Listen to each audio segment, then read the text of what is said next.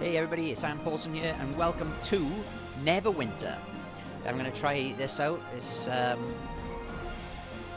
just something different that I thought I'd have a go of for the channel, and we'll see how it goes. I've never really been into these sort of games. I mean, the MMO games, I've normally been restricted to Star Wars, which is why I've been playing it for the channel, because it's something I know and like. But I'm going to go in totally blind on this one. It's going to be a new experience for me, because I've never been a World of Warcraft player either, so I don't know what to expect when it comes to this game. So we're going to have to see what we can do. Right, so let's create our new character. Oh.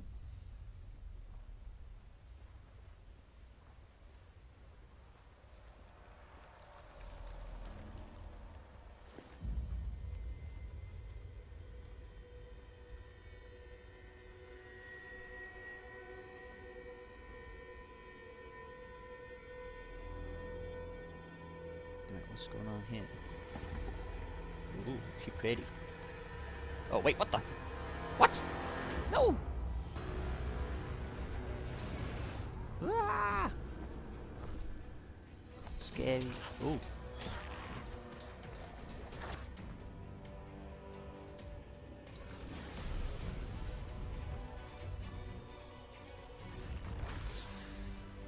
might want to brace yourselves for this.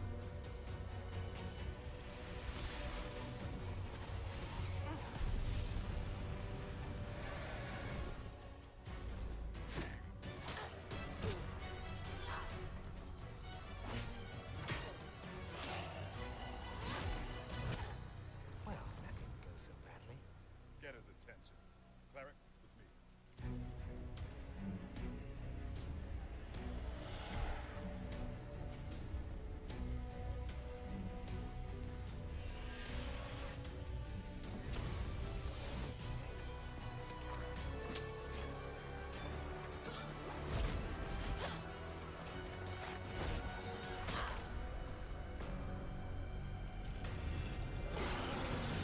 Uh-oh.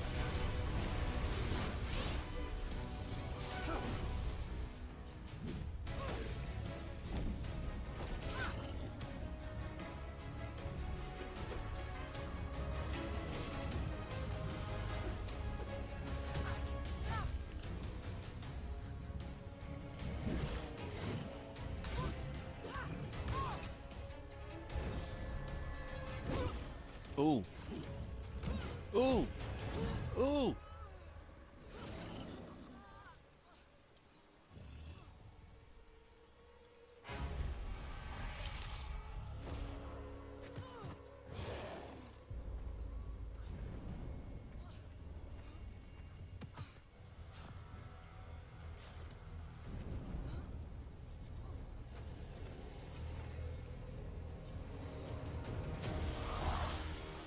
The light of Selune will cleanse away the wicked.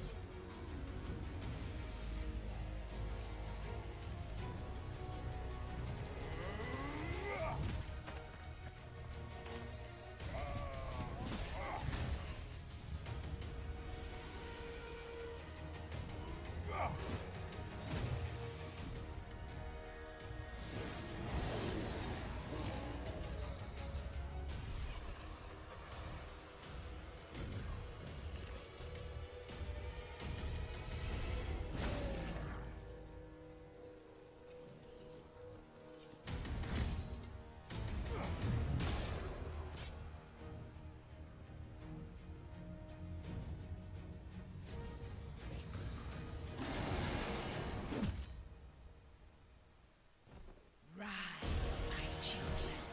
Ooh. Rise and feed upon the living.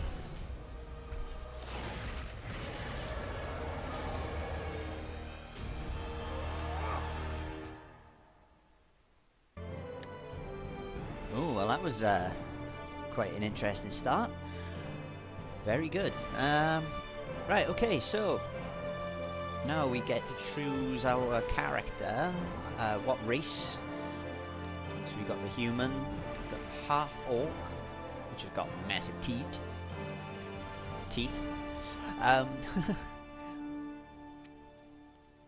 Right, let's just have a read through some of the characters.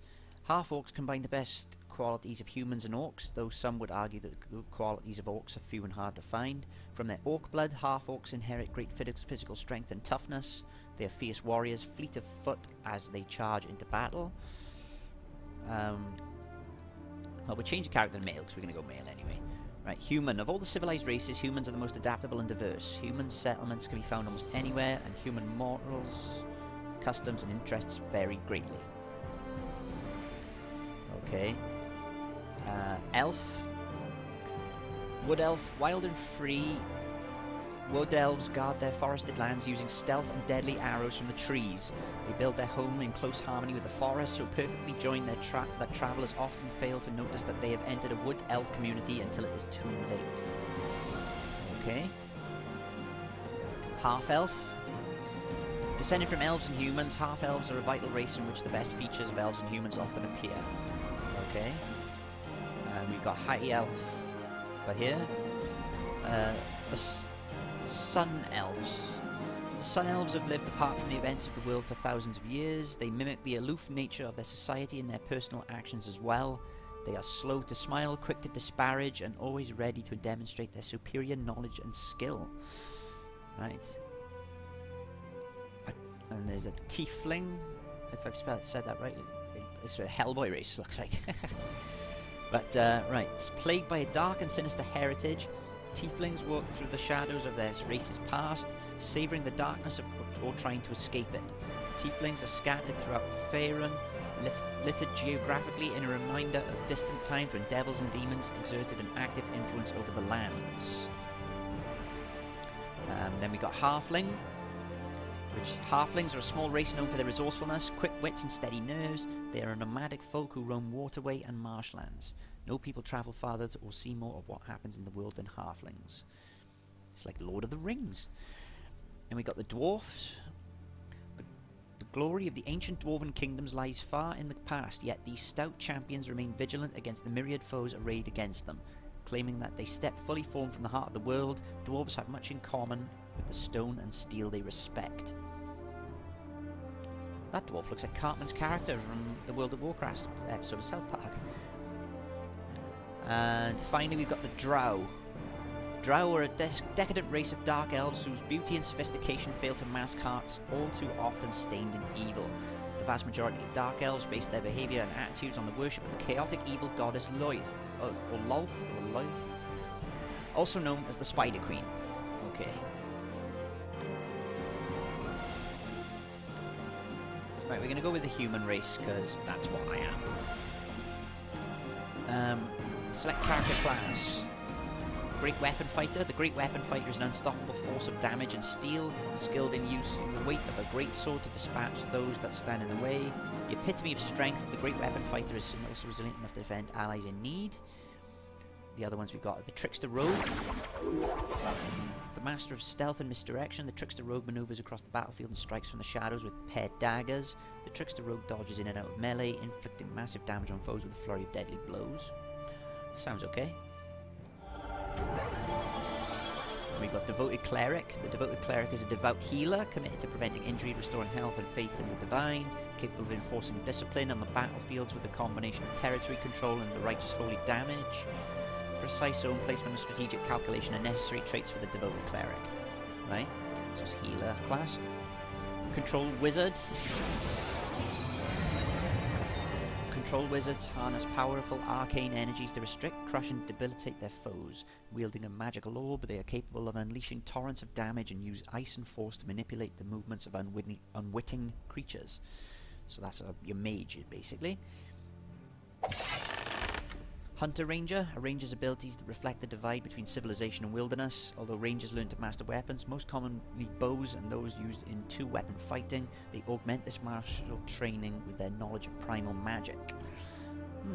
Right, we know the Great Weapon Fighter because that's the one we started off in. Guardian Fighter. The Guardian Fighter is courageous and stalwart, superior as defensive maneuvers, and no stranger to hand-to-hand combat. Heavy plate armor and a shield make the Guardian fighter a durable mainstay on the battlefield, while the trusty longsword and focused aggression cut through foes that stand in the way.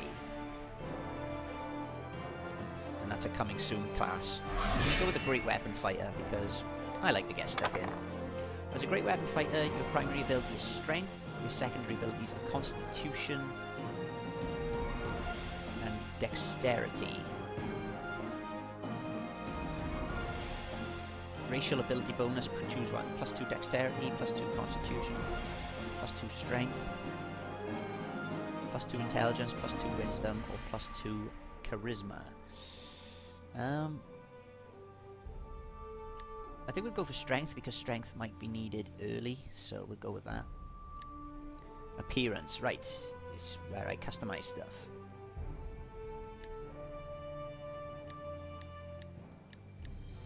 We'll go that guy.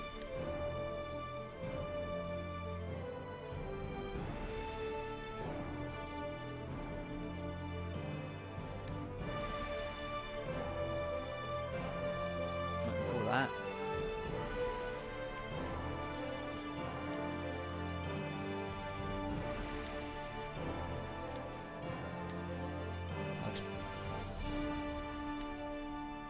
That looks quite brown to me.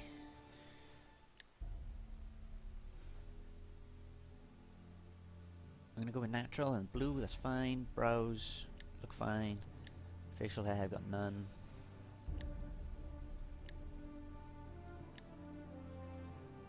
That'll do. We're not gonna have tattoos, we're not gonna have scars, we're not gonna have... Could we...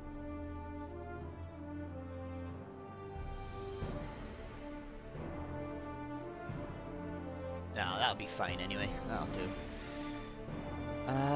Body shape and body scaling, that'll be okay.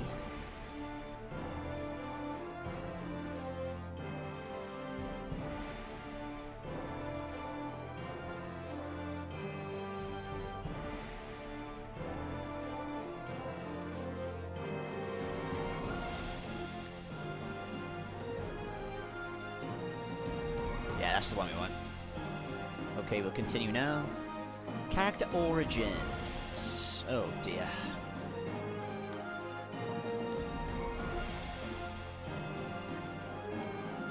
How am I going to know what to do with this bit? Bloody hell, we've gained the Game of Thrones map, have we? All these look like they're...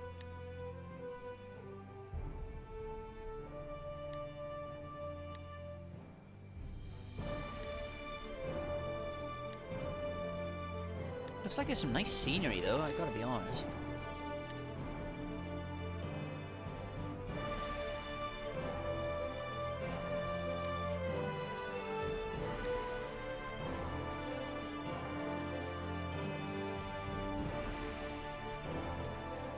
Really don't know what to pick. We'll read through them and then if I hear something I like, then I'll pick that. In Amn, everything has a price, controlled by 5 wealthy and powerful merchant houses. Amn is ruled through scheming, intimidation, and pragmatism. People of Amn who tire of the corrupt rule of the high houses often go in search of adventure. And then it gives me the choices. I can either be seeking fortune and glory, witnessed firsthand the corruption and immorality of the Amn plutocracy and become a vigilante, or I've become skilled in hunting monsters and a home in the more uncivilized environments. Well, we won't go with that one. The old King's Landing type sort of place. If you don't know what King's Landing is, I will highly recommend watching Game of Thrones. I had it recommended to me. I watched it for a little bit, went off it. I was told, persist with it, it does get better, and they weren't wrong. So... stick it out, definitely.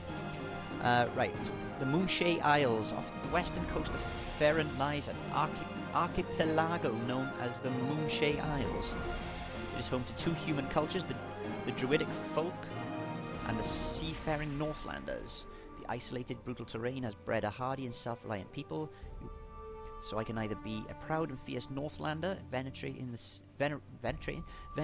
sea and its power, a folk villager who living off the land and prizing your independence, or an Amnian expatriate came to the Moonshade Isles to escape the greed of Amn and was struck by the rugged beauty of the islands. We won't go with any of those. Baldur's Gate is a city of opportunity and fair laws. The city prides itself on being an open place where anyone can become a citizen and start a new life, regardless of race or background. Adventurers from all walks of life come from Baldur's Gate, where opportunity awaits on every corner. The Flaming Fists Mercenary, which is one of the first choices. The Flaming Fists Mercenary Company has long held a position of power in Baldur's Gate. Baldur's Gate was a new home to your family, but you're tired of being treated as second class, or you've left and returned to the city more times than you can count, eager to experience the world. Maybe possible I could go for the Swashbuckler one, but we'll come back to that. We're not going to go for the Dragon Coast. The Forest Kingdom of Cormia, we're not going to go for that either. Waterdeep. The City of Splendors is a centre of commerce where representatives of every race, creed and nation come to trade, spread rumours and make their fortunes. Watered Havians are united in their hopes of bettering their lot in life and embrace the adventuring life in hopes of making their fortunes. Either I can be an up-and-coming immigrant, families done well for themselves in Waterdeep and you see the world as a place full of opportunity, or I am just proud of my family's history and seek to reverse its current decline. That sounds quite good. I'm going to go with that. So then we've got the deity affiliation. I can be an almanator. Oh, they got explanations for these too. Right, Amaunator. Amaunator is the god of the sun and time. His church teaches that he has died and been reborn time and again, like the turning of a great clock. He is revered by farmers, merchants, and nomads who follow the seasons and the turning of the celestial clock, as well as paladins who battle undead. We're not going with that one. Shantea. Shantea is the mother of Toril, and she oversees the interaction of sentient mortals with the natural world. She draws worshippers from all who depend on the land for their livelihood, including farmers and villagers who live close to the land, and druids who tend the wild reaches. Shantea is a kindly goddess who nurtures and feeds the world. We're not going to go with that one. Corellon. Corellon is a skilled warrior and the father of the elven races, who was born of the blood he shed in his epic battles with Grumsh. Corellon is worshipped by the elven races and half-elves, as well as those who work magic. He's a benevolent protector of his followers and is focused on long-range goals. Obviously, he's an elf class one. We're not going with that. Kelemvor presides over the passage from life to death, judging the faithless and the false and apportioning souls to their proper fate in the afterlife. His followers are drawn from those who find comfort in the natural transition from life to death, and those who battle undead, and the practitioners of necromancy, wherever they might be found. Kelemvor's absolute fairness, firm hand, and steady grace bring comfort to those who lost a loved one, who will lose a lot. Not really. It's the best one so far. Right, Moradin. The All-Father forged the dwarf race from gems and precious metals and imbued the dwarves with souls with the strike of his mighty hammer. Moradin is revered by dwarves, blacksmiths, and those who work with gems and metals. This soul forger is stern, stubborn, and uncompromising, but tireless and brave in the defense of his creations. Nope, that's a dwarf one, so we're not going with that. Ogma. Ogma is the lord of knowledge and thought, both the spoken and the written word. The binder is served by all who seek knowledge, including bards, lawkeepers, sages, scribes, and wizards. Ogma thrives on new ideas, regardless of the consequences, and the communication of knowledge in all its forms. So that's for mage classes, really. Saloon. The goddess of the moon governs the ebb and flow of tides and comforts the world with a slivery glow in the black of night. She consistently battles the darkness of her sister Shah. The ranks of Saloon's faithful include mariners, travellers, and those who seek comfort in the night. Saloon is kind, caring, and ageless, ever waxing and waning in power. What's waxing and waning? That one. Forest Father. Oh, we're not going to go with that one. Soon is the mistress of beauty and tender emotions. No. Now we're talking. Tempus. Tempus is the god of battle and patron of martial prowess. He is revered by all warriors, from the lowliest soldier to the mightiest warlord. The fearless lord of battle views war as a force of nature that shapes and reshapes civilization. That could be the one. Let's check the other two. Torm, the loyal fury, is the god of law, upholding the strictures of civilization. Timora, Lady Luck, the goddess of good fortune. Right, we're gonna go with Tempest. So we've got our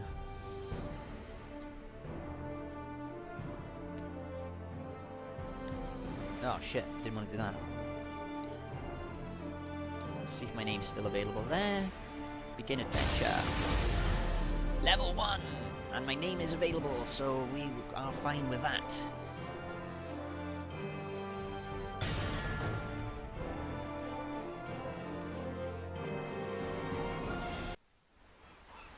Look out! Dragolin!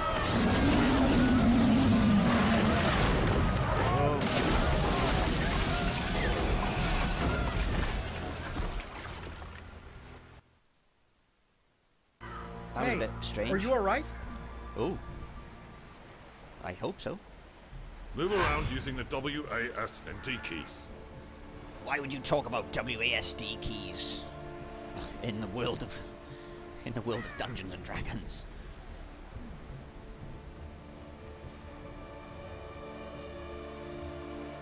Move to Private Wilfred. Press Thank the F when gods! close to talk to him. When I saw the Dracolich attack the ship, I was afraid there would be no survivors. What brings you to Neverwinter in such troubled times? I don't know. Being attacked by a Dracolich and then nearly drowned is quite a shock to the system. I'm sure it will come back to you. In the meantime, you should search the beach for your gear. It's not safe here with Valinger's undead prowling around. When you finish, head up to the camp at the top of the hill. They've got a nice warm fire up there. You'll feel better once you've dried out. Thank you, I will do that. The quest path leads to your next objective. Press Z to toggle it on and off. Okay. Waypoints appear on the map to mark your quest objectives. A voice tutorial. Fair play. But